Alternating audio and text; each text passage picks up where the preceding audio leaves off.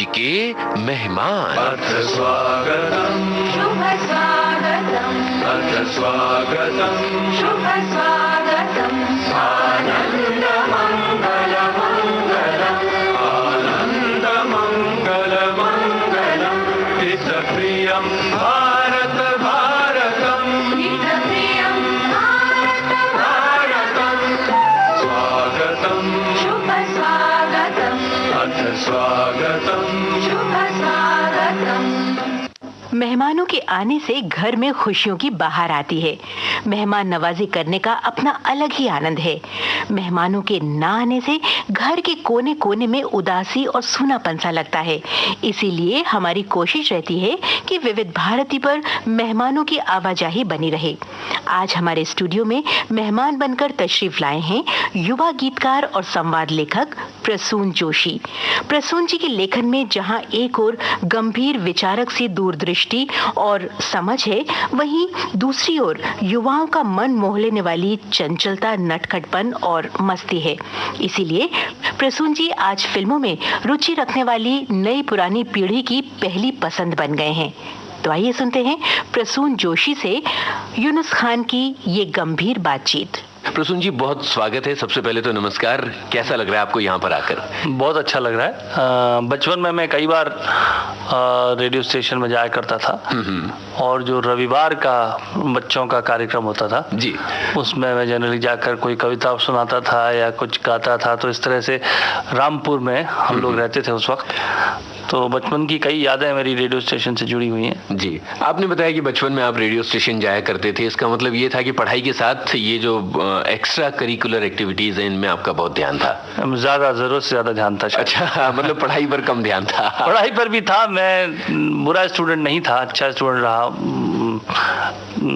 मेरे पिताजी माताजी मुझ पर गर्व करते रहे हमेशा। लेकिन मेरा रुझान जो था वो हमेशा लिखने की तरफ या ललित कलाओं की तरफ बहुत था। जी। तो क्या लिखा करते थे? बचपन से ही कविताएं लिखना शुरू कर दी? कविताएं लिखता था मैं, बहुत कविताएं लिखता था। 17 साल का था तब मेरी पहली पुस्तक भी प्रकाशित हो गई थी। ओहो। तो कविताओं से लिखने का बहुत शौक था। इसीलिए जब बच्चों के कार्यक्रम में बुलाया जाता था वो तो उसमें मैं कविता ही पढ़ा करता था बचपन में। वाह। प्रसून जी, आमतौर पर हमारे यहाँ ये माना जाता है कि भाई जो कविताएं लिखता है वो मतलब किसी काम का बंदा नहीं है। थोड़ा बहुत पढ़ाई वढ़ाई कर ले तो ज्यादा अच्छा है।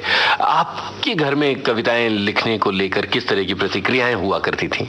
बिल्कुल वही होती थी जो आप कह रहे हैं। क्योंकि ऐसा नहीं था कि कविताओं को बहुत ज्यादा हाथों हाथ लिया जाता था। यह माना जाता था कि भाई ये कोई तुम बहुत ही नायाब चीज कर रहे हो। और काफी वक्त तक तो मुझे लगता था शायद सभी लोग लिखते हैं जी, और इसलिए मैं कविताएं दिखाया नहीं करता था किसी को।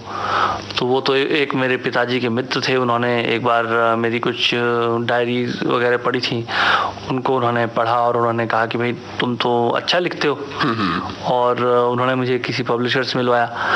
तो मेरे ख्याल से मैं ये नहीं मानता कि पेरेंट्स की उसमें कोई गलती है। बिकॉज कुछ भी कहिए आप, हमारे देश में जीविकोपार्जन इतना मुश्किल है कि अगर और ख़ासकर जो कविता या गाने या इस तरह के जो क्षेत्र हैं उनमें कुछ करना बहुत ही ज़्यादा मुश्किल है। तो उसमें इनकरेजमेंट ना मिलना स्वाभाविक ही है, मुझे लगता है।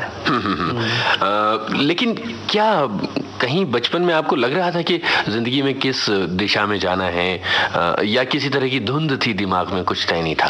नहीं, ये बहुत साफ था कि मैं जीवन पर्यंत लिखूंगा। अब व्यावसायिक रूप से लिखूंगा या नहीं ये बात साफ नहीं थी।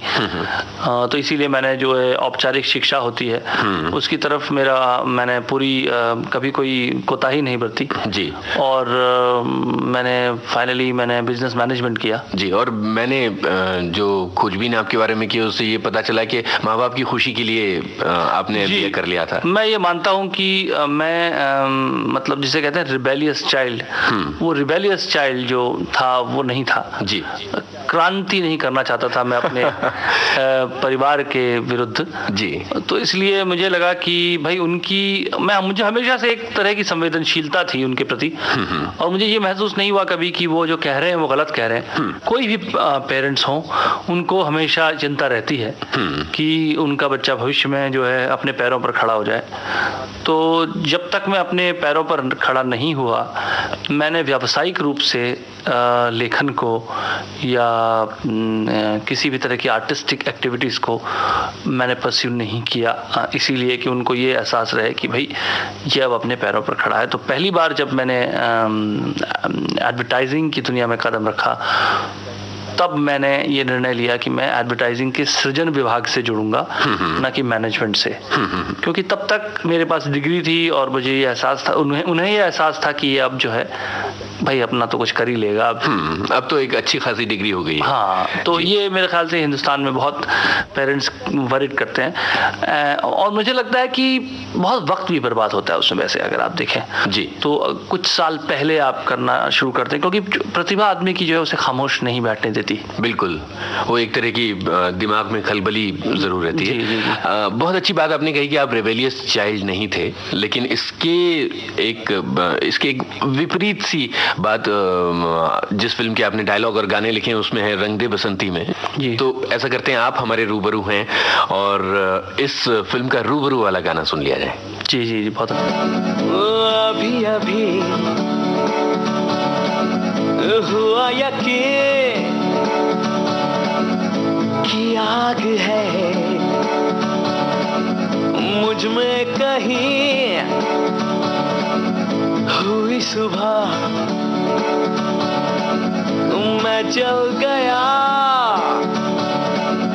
सूरज को मैं निगल गया, रूबरू रोशनी, रूबरू रोशनी,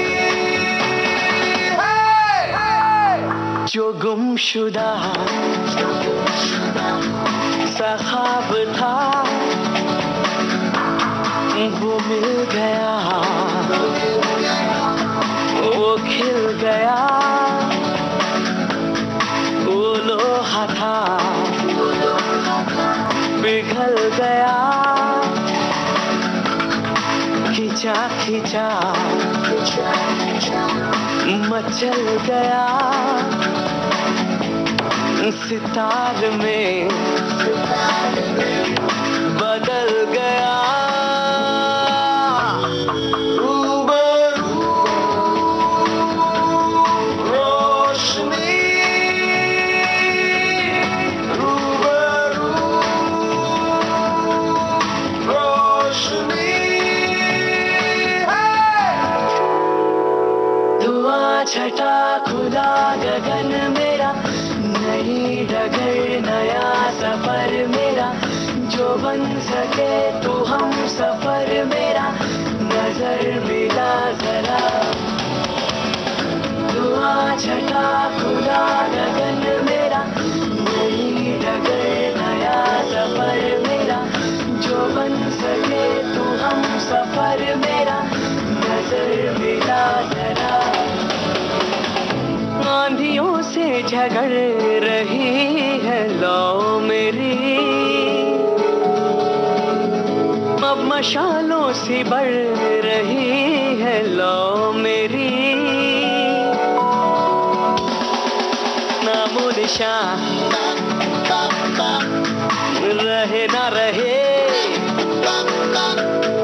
ये कारवां, रहे ना रहे उजाले में पी गया, रोशन हुआ जी गया, क्यों सहते रहे, रूबरू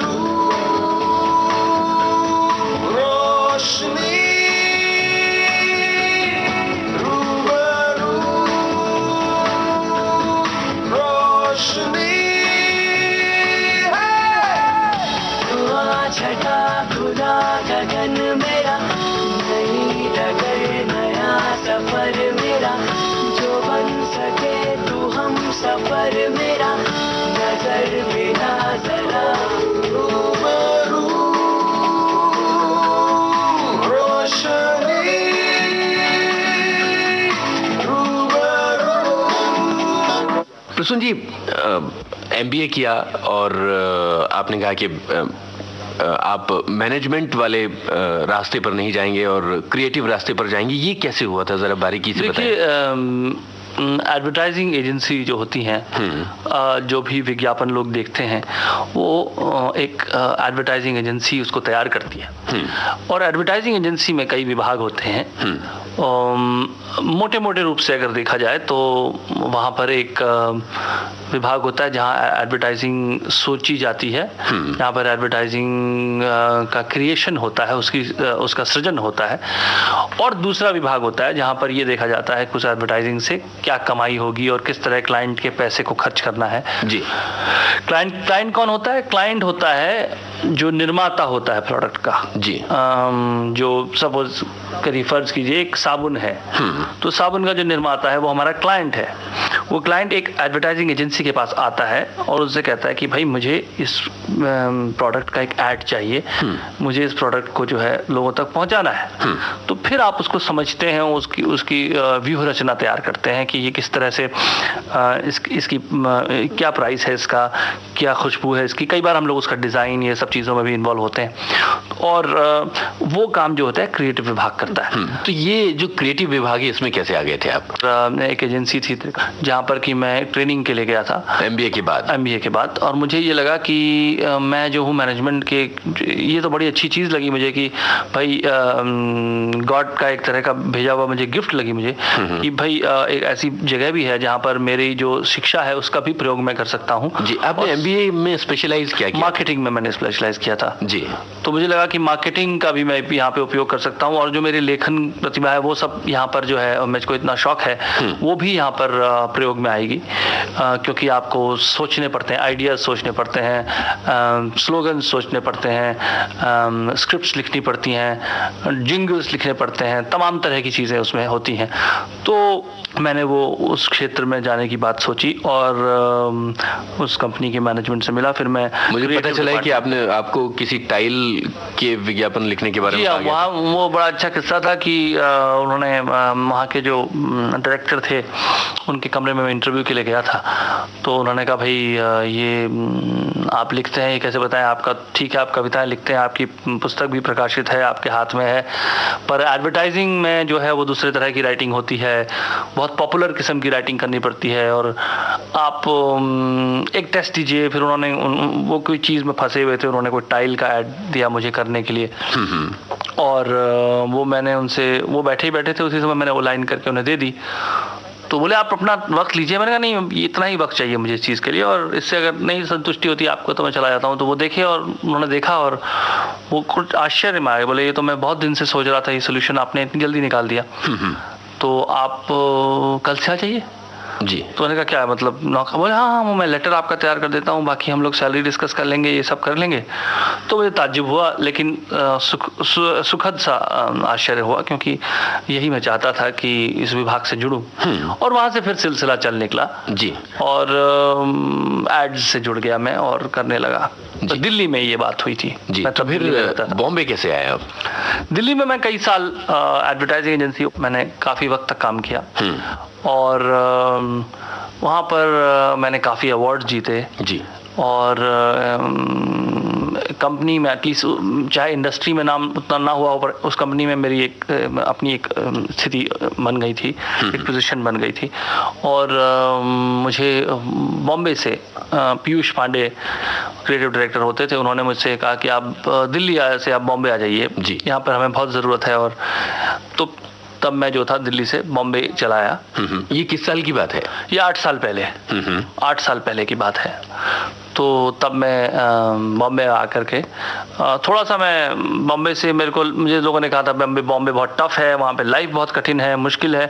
मुझे ऐसा कुछ एहसास नहीं हुआ। इनफैक्ट बॉम्बे आके मुझे ये लगा कि बॉम्बे बहुत ही ज़्यादा यहाँ पर अपॉर्चुनिटीज़ हैं, अवसर बहुत हैं, और यहाँ पर चांस भी बिल्कुल फेयर चांस मिलता है हर एक को।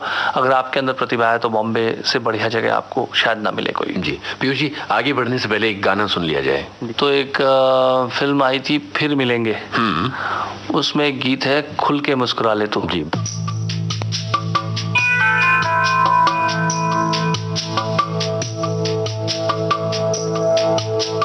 खुल के मुस्कुरा ले तू, दर्द को शर्माने दे,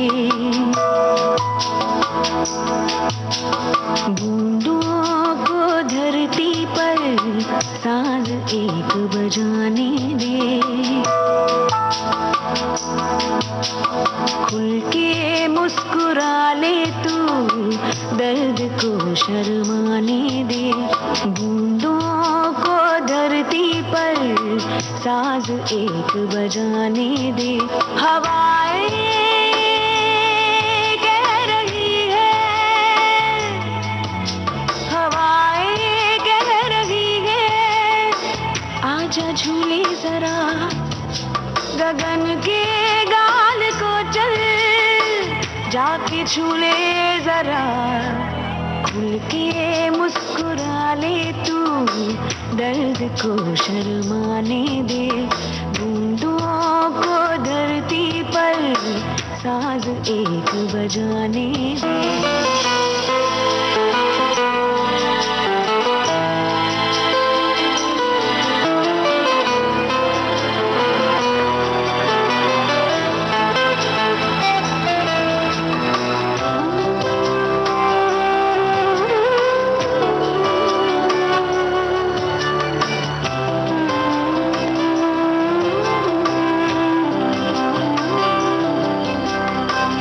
झील एक आदत है, तुझ में ही तो रहती है, और नदी शरारत है, तेरे संग बहती है। उतार गम के मोजे, ज़मीं को गुनगुनाने दे, कंकरों को तलवों में गुदगुदी मचाने दे। हवाएं कह रही है, हवाएं कह रही है, आजा झूले जरा गगन के गाल को चल, जाके झूले जरा।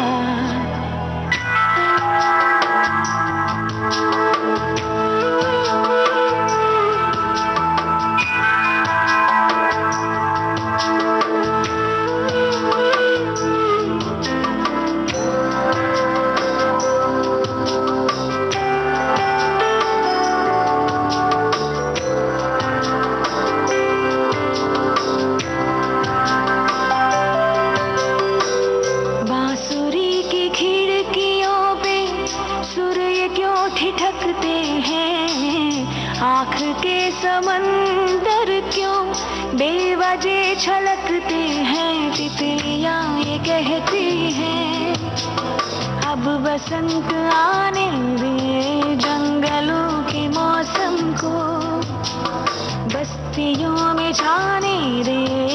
हवाएं कह रही है, हवाएं कह रही है, आजा झूले जरा गगन के गाल को चल, जाके झूले जरा। खुल के मुस्कुरा ले तू, दर्द को शर्माने दे, बूंदों को धरती पर साज एक बजाने दे।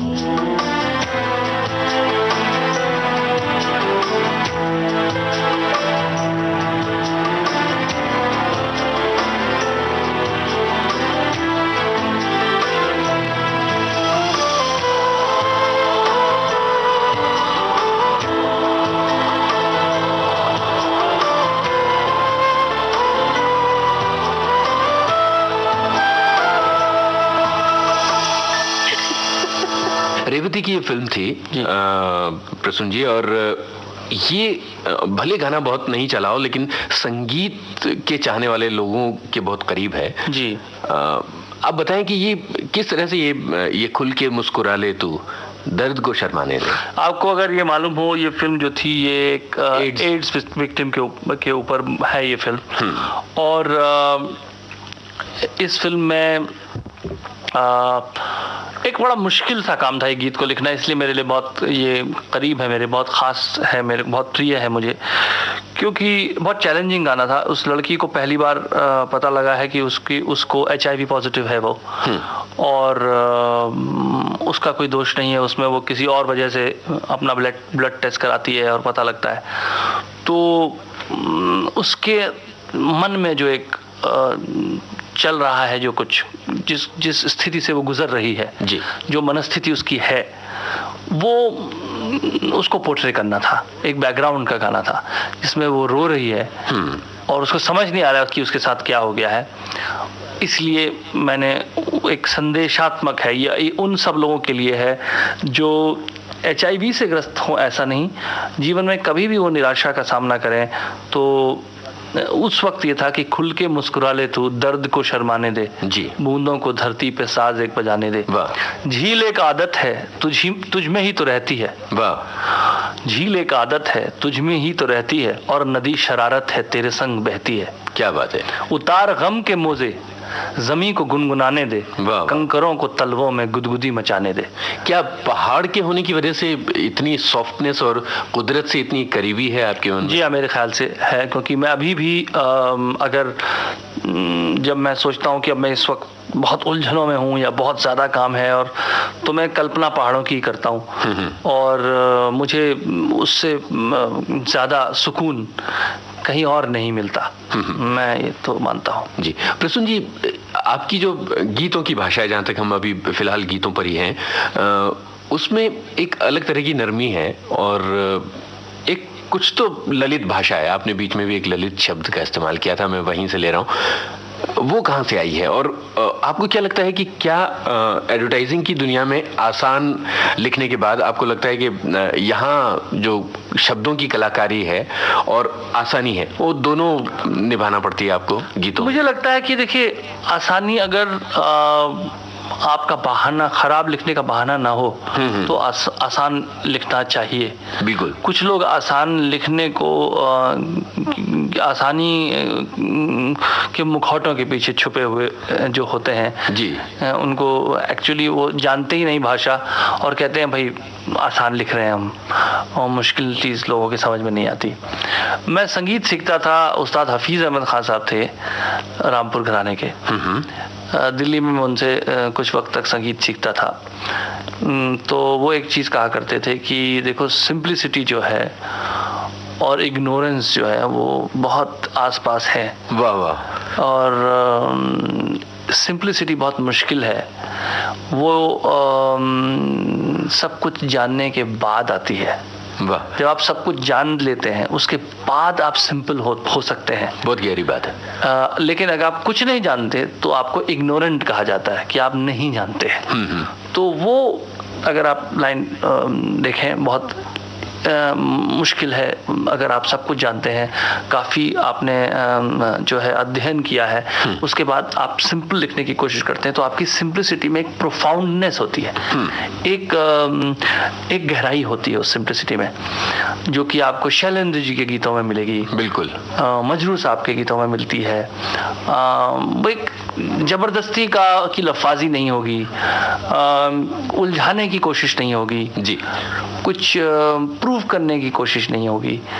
एक जिंदगी का कोई फलसफा ऐसा लगता है आपके सामने कोई किसी ने बड़ी आसान लफ्ज़ों में उतार दिया हो, वो बहुत मुश्किल है वैसी राइटिंग। और मैं कोशिश करता हूँ कि उन लोगों से प्रेरणा लेकर कुछ अपनी लेखन में वो चीज़ लाऊं। फिल्मों की दुनिया में बतौर गीतकार आते हुए पहला गाना कौन सा था आपका? पहला गाना मैंने लज्जा फिल्म के लिए लिखा था जी। वो इलिया राजा जी का संगीत था जी। और लज्जा फिल्म का बैकग्राउंड स्कोर था वो कौन डगर कौन शहर तू चली कहाँ, लता जी की आवाज में। तो मेरा सौभाग्य था कि इतने बड़े दिग्गजों के साथ मैंने पहला गीत किया। लता जी गा रही थी जी और इलैयाराजा जी उसका संगीत दे रहे थे। तो आप सोचिए कि मेरा सौभाग्य था कि मेरा पहला गीत इन लोगों के साथ था जी।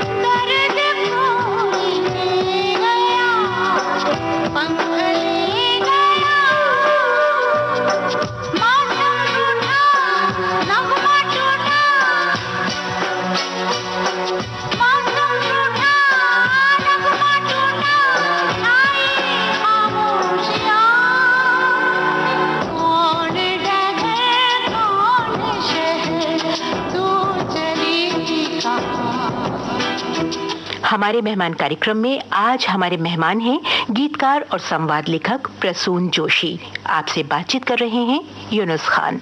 एडवर्टाइजिंग की दुनिया के बारे में बात करते हैं, गीतों के बारे में आगे भी बात करेंगे। आपने कुछ बड़े ही मशहूर कैंपेन किए हुए हैं, चाहे पिछले 6-8 सालों से जो कोल्ड ड्रिंक का एक बहुत धूम मचाता हुआ कैंपेन है वो आपके नाम है, और उसके अलावा कुछ और बड़े कैंपेन्स हैं, चाहे वो टेलीकम्युनिकेशंस के हों चाहे और दूसरे प्रोडक्ट्स के हों। जी। तो आपको क्या लगता है कि गीत लिखना या किसी प्रोडक्ट के लिए लिखना, इन दोनों में क्या फर्क है, और क्या कहीं कोई एक डिफरेंस, कोई एक लाइन बारीक है? जी हाँ, डिफरेंस तो काफ़ी है। देखिए, जब आप किसी प्रोडक्ट के लिए लिखते हैं तो उस प्रोडक्ट की क्या ज़रूरत है मार्केट में, ज़रूरियात क्या है उसकी मार्केट में, क्या जो उसके ख़रीदने वाला जो उपभोक्ता है वो उसे आपको किसी तरह से अपने प्रोडक्ट के बारे में पॉजिटिव मैसेज देना होता है।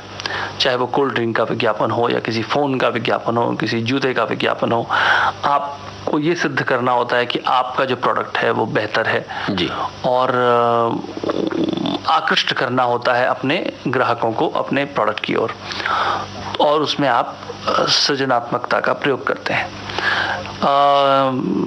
और ये बहुत ज़रूरी होता है कि आप अतिशयोक्ति इतनी ना करें कि लोगों को वो झूठ लगने लगे।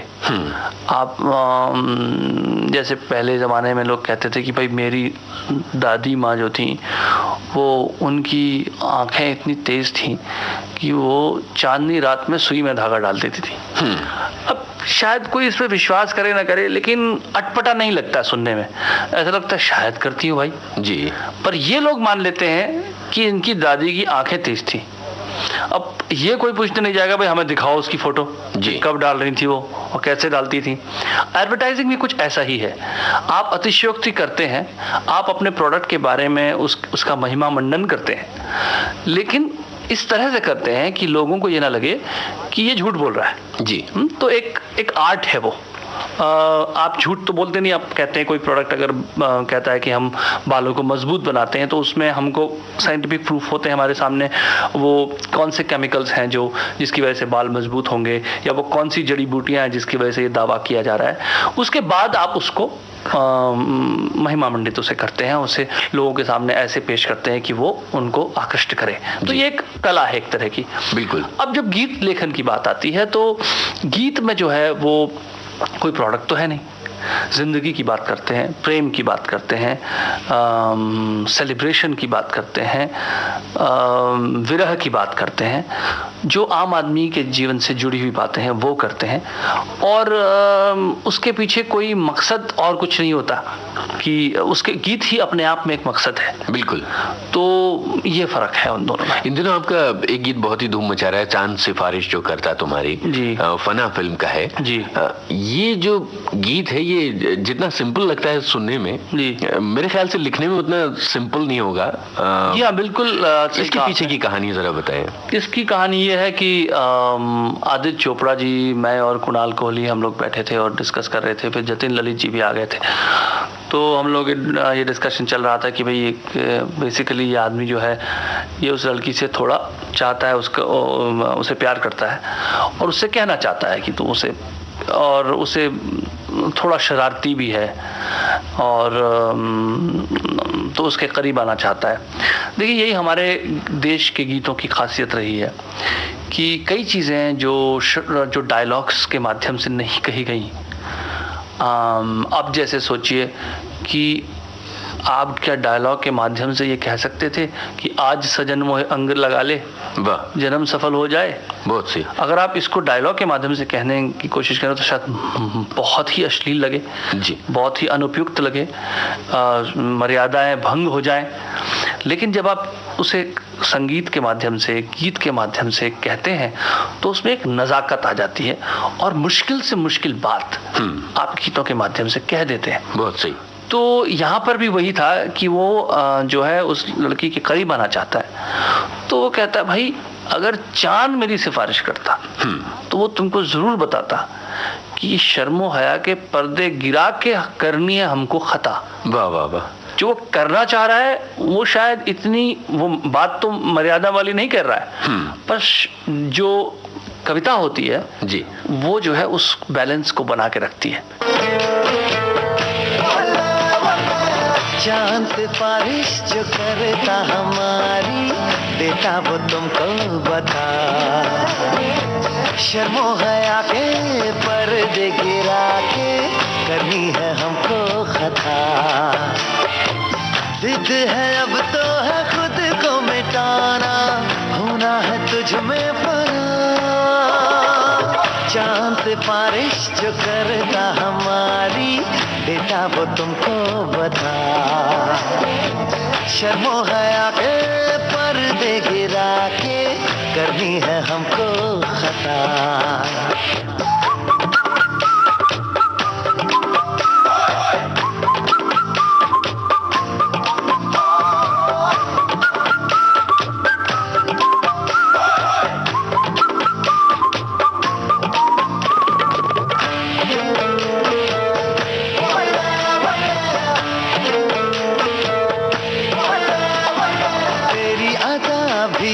झोंके वाली छुकी गुजर जाने दे।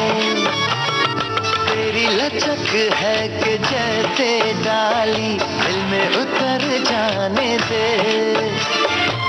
आजा बाहों में करके बहाना, होना है तुझ में फना। चांद सिफारिश जो करता हमारी, देता वो तुमको बता। शर्मो हया के पर्दे गिरा के करनी है हमको खता।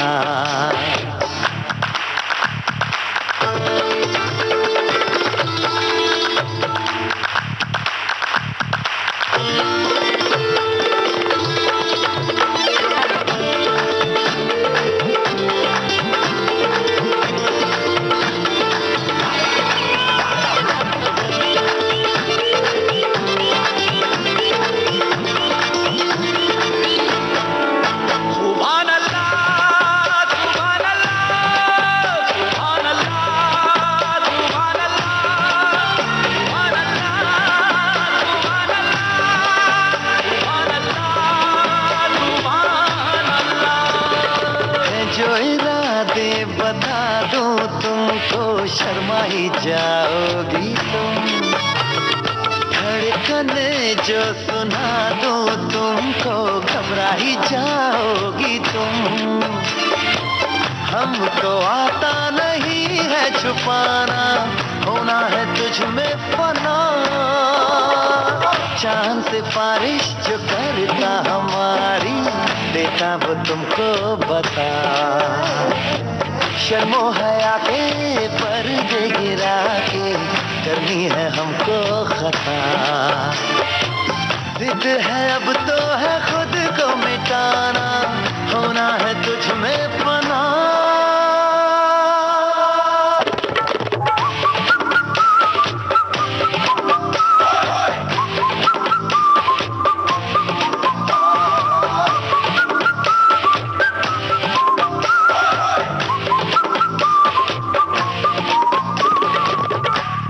ये गाना आपने धुन पर लिखा था या इस गाने की धुन तैयार की गई है? ये गाना मैंने धुन पर लिखा था।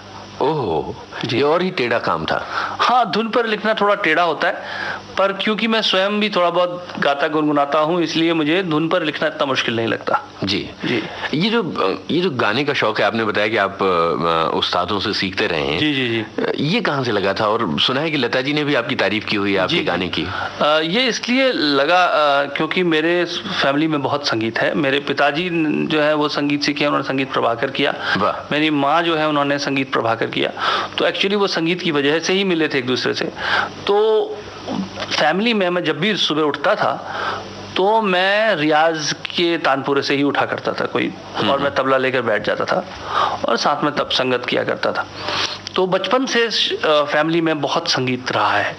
इनफैक्ट बहुत वक्त तक मुझे जो इजाज़त नहीं थी कि मैं जो हूँ फिल्मी संगीत सुन सकूँ।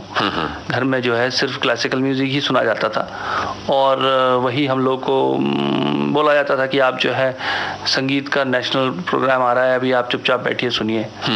तो एक संगीत का माहौल था जिसमें मेरी परवरिश हुई जी। और उसी की वजह से एक शौक रहा और एक शायद कहीं अंदर से प्रतिभा भी थी। वो कौन सा किस्सा है जब लता जी ने कहा कि आप प्लेबैक सिंगर क्यों नहीं बनते? प्लेबैक सिंगर तो बनने के लिए नहीं कहा उन्होंने, जरूर मेरी आवाज की तारीफ की थी। हम लोग जब रिकॉर्ड कर रहे थे रंग दे बसंती का लुक्का छुपी जी, उन्होंने गाया और कितना अच्छा गाया, वो तो सभी जानते हैं इस उम्र में ऐसा गाना। तो मैं जब भी कोई गीत लिखता हूँ तो जब लिख लेता हूँ तो गुनगुना कर सुनाता हूँ कि ये मैंने ऐसे लिखा है, तो उन्होंने तारीफ की। लता जी से आपने गाने की तारीफ पाई है और यहाँ माइक्रोफोन है, हम चाहते हैं कि आप जो आपकी मर्जी हो वो हमारे लिए गुनगुना दे। मैं वही आपको सुना देता हूँ, खुल के मुस्कुरा ले जी। खुल के मुस्कुरा ले तू, दर्द को शर्माने दे, खुल के मुस्कुरा ले तू, दर्द को शर्माने दे, बूंदों को धरती पर साज एक बजाने दे, हवाएं कह रही हैं आजा झूले जरा, गगन के गाल को चल जाके छूले जरा, खुल के मुस्कुरा ले तू, दर्द को शर्माने दे। वाह, क्या बात है। प्रसून जी, मैंने सुना है कि ये जो विज्ञापनों की आप कैंपेन की जो तैयारी करते हैं उसमें बहुत सारे ऐसे विज्ञापन हैं जो आम जिंदगी से जुड़ी हुई घटनाओं से प्रेरित हैं जी। क्या ऐसी कोई घटनाएं आप हमारे साथ बांटना चाहेंगे? नहीं, बहुत मेरे ज़्यादातर विज्ञापन जीवन से ही जुड़े हुए होते हैं। एक बहुत हिट ऐड हुआ था जिसमें आमिर खान जो है वो एक पंजाबी किसान बने थे जी, और वो कुछ लड़कियां शहरी उनके पास आती हैं और वो जो है कहती हैं ठंडा हमें चाहिए, और वो बड़े अंदाज से जो है एक कुएं से जो है बाल्टी खींचते हैं और उसके कोल्ड ड्रिंक की बोतल जो है कुएं से निकल रही है। ये ऑब्जर्वेशन से था, क्योंकि मैंने कई विलेजेस में देखा है, खासकर पंजाब में, हरियाणा में, जहाँ पर लोग आम जो हैं वो कपड़े में बांध कर जो है कुएं में डाल देते हैं ठंडा रखने के लिए उनको, और फिर बाद में निकाल के उनको खाए चूसते हैं आराम से। तो मैंने कहा क्यों ना इसमें जो है कोल्ड ड्रिंक की बॉटल्स डाली जाए। तो वो डाला और लोगों को बड़ा मजा आया उसमें, और वो बड़ा फेमस ऐड हुआ था कि वो जब कहते हैं यारा द टशन, और यारा द टशन लाइन बहुत फेमस हो गई थी जी। तो ये ऐड जीवन से ही जैसे मैंने निकाला, या कि ऑब्जर्वेशन है कि पीओ सर उठा के किया था एक, कि सब जब भी आप कोई कोल्ड ड्रिंक पिएंगे तो आपका सर हमेशा ऊपर जाएगा बॉटल पीने में जी। तो हमने कहा था कि देखिए हर अच्छी चीज के लिए सर ऊपर जाता है, तो ये एक अच्छी चीज है। तो ये ऑब्जर्वेशंस लाइफ में जो कहीं ना कहीं आप ऑब्जर्व करते हैं आपके चारों ओर, उन्हीं को मैं एड्स में तब्दील करता हूँ, उन्हीं से कविताएं भी निकलती हैं। बिल्कुल, क्योंकि जीवन से ही सब कुछ है। वाह। प्रसून जी, ये जो कोल्ड ड्रिंक का एक मशहूर कैंपेन है जो आमिर खान के साथ कई सालों से चल रहा है, हर बार कुछ नया आप लेकर आते हैं, क्या आपको नहीं लगता कि हर साल या जब भी आप उसको बदलते हैं तो उसके बाद अपने लिए एक नया चैलेंज शुरू हो जाता है कि अब आगे क्या किया जाएगा? जी, बहुत ज़्यादा चैलेंज होता है, क्योंकि हर बार लोगों की एक्सपेक्टेशंस बहुत हाई होती हैं और सोचते हैं कि भाई कुछ नया आएगा, और इतनी बार दिखाया जाता है। एक ऐड की सबसे बड़ा चैलेंज ऐड में ये होता है कि ऐड जो है लोग बहुत बार देखते हैं जी, और सबसे ज्यादा आया जा रहा है ऐड। एक दिन में 25 बार आ सकता है, एक हफ्ते में 500 बार आपने ऐड देखा हो। तो अगर आपका ऐड अच्छा नहीं होगा तो लोग बहुत जल्दी चिढ़ सकते हैं उससे। तो दारोमदार ऐड के ऊपर बहुत होता है, खासकर आज, जबकि पहले तो इतना नहीं हुआ करता था। पहले टेलीविजन जो था वो 2 या 3 घंटे, शाम को 4 घंटे लोग देखते थे मैक्सिमम। जब से इतने सारे चैनल्स आए हैं, 24 आवर्स आपको 24 घंटे आपका जो है फेवरेट चैनल देख पा रहे हैं, तो उसमें चैलेंज रहता है कि आप का ऐड जो है उस पर रिपीट वैल्यू हो, उसको बार बार देख सके लोग। कभी आमिर खान ने ऐसा नहीं कहा कि भाई ये क्या करवा रहे हो मुझसे, मैं कर पाऊंगा कि नहीं? नहीं, इनफैक्ट आमिर खान तो और उकसाते हैं अच्छा कि यार कुछ और नया मेरे को ऐसा चैलेंजिंग लेकर के आओ। तो इस बार उनको मैंने जो है जापानी बनाया है, जापानीज गेस्ट बनाया है जी, जब उनको मधुमक्खियों ने काट खाया है और पूरा चेहरा सूज गया है अच्छा। तो वो बहुत ही स्पोर्टिंग है और उनसे कोई भी नई चीज आप कराना चाहें तो आमिर खान फट से तैयार हो जाते हैं। उनको चैलेंजेस लेने में मजा आता है और मुझे चैलेंजेस देने में मजा आता है। रंग दे बसंती के डायलॉग लिखने का चैलेंज किस तरह का था? रंग दे बसंती के डायलॉग लिखने का चैलेंज मुश्किल था, क्योंकि आज की जनरेशन की लैंग्वेज को पकड़ने की बात थी और इसलिए मैंने काफ़ी वक्त तक उसके जो चरित्र थे उन पर उनका अध्ययन किया, उनको समझने की कोशिश की और खोजने की कोशिश की। देखिए, कुछ भी आप करें आपको जीवन से ही लेना पड़ता है। आप अपने चारों ओर खोजते हैं, अपने कॉलेज के दिनों में चले जाते हैं, भाई किस तरह के कैरेक्टर्स होते थे और किस तरह के कैरेक्टर्स अब हैं, और फिर उनकी एक भाषा आप डेवलप करते हैं। आमिर खान डीजे बने, उनकी अलग भाषा है, कुणाल की अलग भाषा है, शर्मन की अलग भाषा है। सो एक उनको देना, वो कैरेक्टर को फ्लैश आउट करना, तो उसको शुरू में तो बहुत वक्त लगा मुझे कि उसको समझने में, पर एक बार जब सिलसिला निकल चला तो फिर वो आसान हो गया था। क्योंकि चरित्र स्वयं बोलने लगते हैं कुछ वक्त के बाद। आप सिर्फ एक माध्यम मात्र बन रह जाते हैं और निमित्त मात्र रह जाते हैं, बाकी सब कुछ जो है स्वतः होता चलता है। तो इस केस में भी कुछ ऐसा ही था जी। बदलाव से जुड़ा एक बहुत ही महत्वपूर्ण डायलॉग है जो आमिर खान बोलते हैं और इसकी काफी चर्चा हुई थी। कितनी सोच थी के साथ वो डायलॉग था? वही मैंने कहा कि कैरेक्टर जो है और जो सत्य है जिसको आप इस फिल्म में दिखाना चाह रहे हैं जी, उनका एक तरह का मैरिज है कि वो कैरेक्टर इसको कैसे बोलेगा और ये सत्य है क्या। तो मैं ये कहूँगा इतना मुश्किल नहीं था। मुश्किल जो रही है वो शुरुआत करना मुश्किल रही है जी। मुझे बहुत, मैं गोवा चला गया था, 2 हफ्ते तक वहाँ रहा, बार बार कहानी को पढ़ता था, सोचता था, कैरेक्टर्स के साथ जो डायरेक्टर हैं राकेश मेहरा, उनसे फ़ोन पर काफ़ी बातचीत होती रहती थी कि भाई ये ऐसा कैरेक्टर है, वो वैसा कैरेक्टर है, इसको मैं इस तरह का लहजा देना चाहता हूँ, इसको। वो एक प्रोसेस थी। पर एक बार जब आप उसके ग्रूव में आ जाते हैं तो इतनी मुश्किल बात नहीं है। फिर इस फिल्म की गानों की हम चर्चा करना चाहेंगे। टाइटल ट्रैक तो बहुत मशहूर है ही, इसके अलावा रूबरू बहुत मशहूर ट्रैक है, मधुश्री वाला गाना भी बहुत मशहूर है। जी।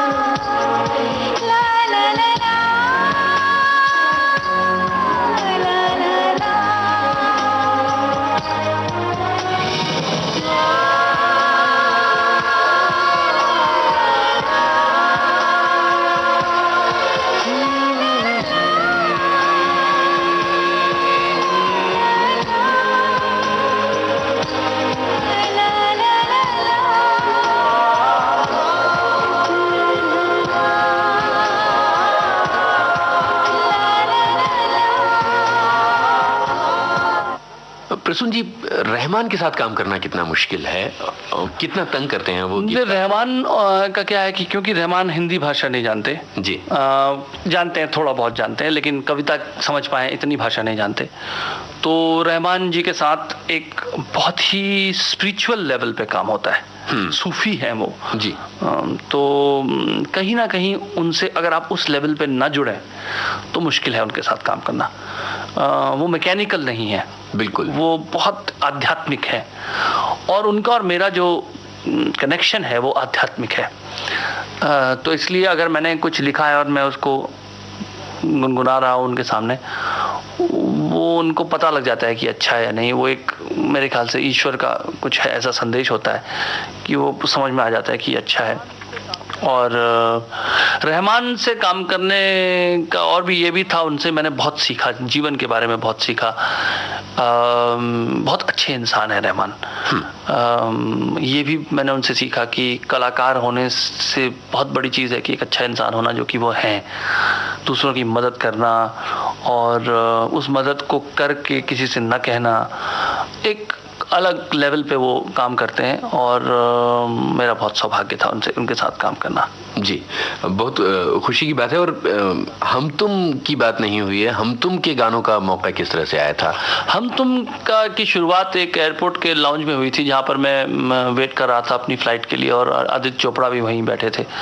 तो आदित्य चोपड़ा मेरे पास आए और बोले कि आप प्रसून हैं। मैंने कहा आप आदित्य चोपड़ा हैं? बोले हाँ, चलिए बात करते हैं। हम एक दूसरे को पहचान गए और उसके बाद हम साथ में बैठे और काफ़ी वक्त हम लोगों ने बिताया। और उस दिन उन्होंने बस हल्का सा मेंशन किया था कि कुछ प्रोजेक्ट्स कर रहे हैं, शायद वो मुझे संपर्क करें। और उसके कुछ दिनों बाद उन्होंने मुझे फ़ोन किया और मुझे कहा कि मिलते हैं। तो जब हम लोग मिले तो हम तुम के बारे में थे, और उन्होंने हम तुम के लिए एक्चुअली मुझे बुलाया था उसकी स्क्रिप्ट, उसके डायलॉग लिखने के लिए। तो मैंने वो स्क्रिप्ट सुनी और उसके डायलॉग सुने। मैंने कहा इसके डायलॉग तो बहुत ऑलरेडी अच्छे हैं, इसके तो दोबारा नहीं करने चाहिए। तो बोले आपको ऐसा लगता है? मैंने कहा मुझे बिल्कुल लगता है। और वो डायलॉग कुणाल ने लिखे थे, कुणाल कोहली जी ने। तो उसके बाद डायलॉग वाली बात तो आई गई हो गई। फिर गानों की बात चली, तो मैंने कहा ज़रूर, मैं गाने ज़रूर लिखना चाहूँगा, क्योंकि वैसे भी आदित्य चोपड़ा एक बहुत ही शार्प आदमी है जी, बहुत बुद्धिमान। क्योंकि उनकी फैमिली का बैकग्राउंड ऐसा है, तो उनको कला की भी बहुत समझ है। तो मैं चाहता था उनके साथ काम करना। और ये फिर जतिन ललित के पास गए और कुछ धुनें तैयार थी, वो सुनी। कुछ सजेशंस मैंने दिए, जैसे लड़की क्यों जो गाना है, वो इस तरह से नहीं था पहले सोचा था। पर मैं जब लिख रहा था उस गाने को, तो बीच बीच में मुझे कुछ डायलॉग्स आ जाते थे, लिखते लिखते वो 2-3 लाइनों के जुमले आ जाते थे। तो वो मैंने लिखे। तो फिर सैफ ने और रानी ने वो बोले हैं बीच में। जी, लड़की क्यों न जाने क्यों लड़कों सी नहीं होती,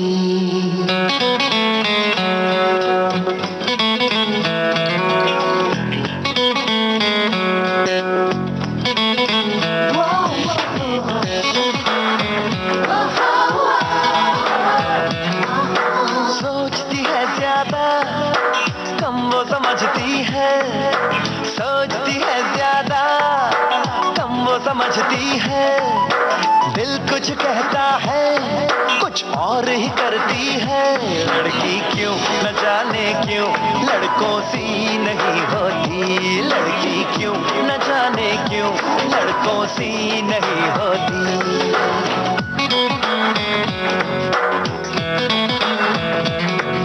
सोचती है ज्यादा कम वो समझती है, दिल कुछ कहता है कुछ और ही करती है।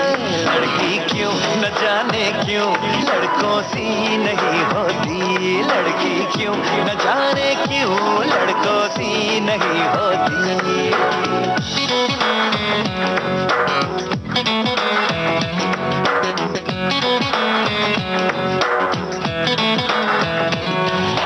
प्यार उसे भी है मगर शुरुआत तुम्ही से चाहे, खुद खुद में उलझी है पर बालों को सुलझाए। I mean, you're all the same यार। हम अच्छे दोस्त हैं पर उस नजर से तुमको देखा नहीं।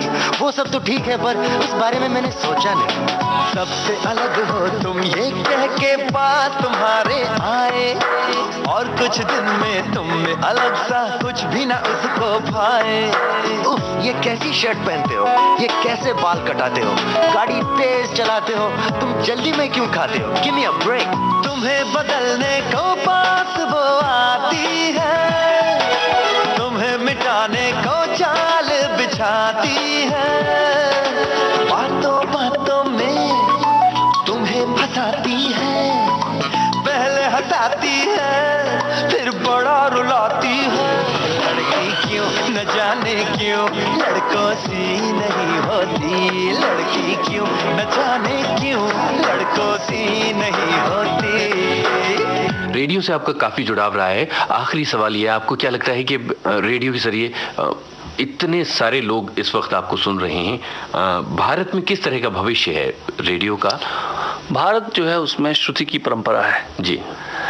भारत में सालों तक किसी हमारे यहाँ डॉक्यूमेंटेशन नहीं हुआ, रिटन डॉक्यूमेंटेशन नहीं हुआ, लिख करके चीज़ें नहीं रखी गई, क्योंकि श्रुति की परंपरा रही।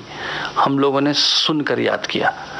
विश्व की बहुत कम देश हैं जहाँ पर शायद कवि अनपढ़ रहा हो। कबीरदास जो थे वो निरक्षर थे और इस देश के बहुत बड़े कवि थे, और सुन सुन कर ही कबीरदास की जो जितनी भी उनकी रचनाएं हैं उन्हें आगे बढ़ाया गया, उन्हें याद रखा गया। हमारे देश का ज्ञान है वो जनरेशन्स तक सुन सुन करके ही लोगों ने याद रखा। तो ऐसी जहाँ की परंपरा हो, जहाँ का इतिहास ऐसा हो, वहाँ रेडियो का भविष्य तो बहुत उज्जवल है। और रेडियो का स्वरूप चाहे बदल जाए, लेकिन रेडियो जो है वो दिन दूनी रात चौगुनी प्रगति करेगा। जी, बहुत अच्छा लगा प्रसून जी, बहुत बातें हुई। हम उम्मीद करेंगे कि आगे और तफसील से फिर कभी बातें होंगी। हमारे स्टूडियो में आने के लिए बहुत शुक्रिया। विविध भारती के कार्यक्रम में आज मेहमान थे गीतकार और संवाद लेखक प्रसून जोशी। आपसे बातचीत की यूनुस खान ने। विविध भारती की ओर से इस कार्यक्रम को प्रस्तुत किया कमलेश पाठक ने। आज के मेहमान।